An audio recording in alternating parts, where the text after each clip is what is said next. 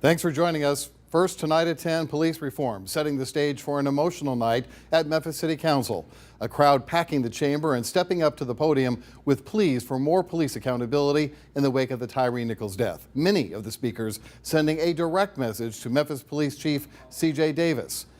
And the council taking swift action tonight, passing 5 different ordinances aimed at police transparency.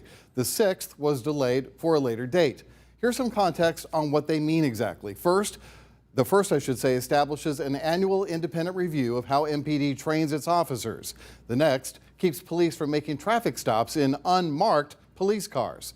The third beefs up the power of CLURB, the Civilian Law Enforcement Review Board, and the power that it has by requiring reports and police complaints and access to officers and witnesses. And in 2 more back-to-back unanimous votes, CLURB will now get police reports and body cam video of any incidents under review. And finally, after hearing nearly 24 speakers, the council voted yes on improving transparency within MPD. It would accomplish that by creating a public database of traffic stops, use of force incidents, and misconduct complaints.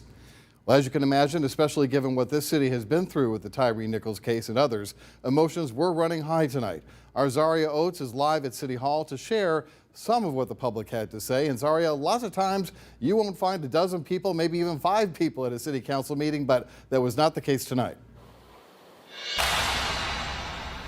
Richard, that's right. It was an absolutely packed house at tonight's city council meeting. Now, some of that is from community support, but some of it's also from backlash following Tyre Nichols' death. Now, despite the back and forth between community members as well as city council members, most of those ordinances were able to be passed tonight. While some community members advocated for all of the ordinances directed at law enforcement to be passed, I never feel safe when it comes down to police. My siblings don't feel safe when it comes to the police. The black people sitting in this room don't feel safe when it comes to police. But adding unmarked police cars to that makes it even more dangerous. It's a problem. Others hoped for the council to vote against these ordinances. I don't see the need to remove unmarked cars from traffic enforcement. It makes us less safe. We need our specialized units. We need our police. We need our police to do what they need. We need safety. Ordinance 18 and 21 getting the most passion from both sides. The now passed Ordinance 18 requires the Memphis Police Department to use only appropriately marked law enforcement vehicles to conduct traffic stops, meaning routine traffic stops cannot be done in unmarked police vehicles.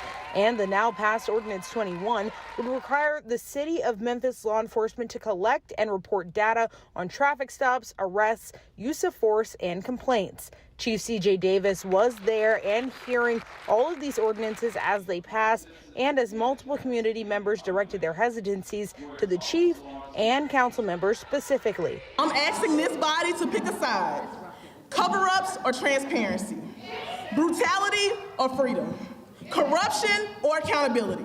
What side are you on? An amendment was made to ordinance number 18 by Councilman J.B. Smiley to add that in extreme circumstances, traffic stops can be done in unmarked police vehicles. My particular amendment spoke specifically to what exigent circumstances mean. Exigent circumstances in this particular scenario is a situation where a reasonable person would believe that someone was in danger of bodily harm or potential death.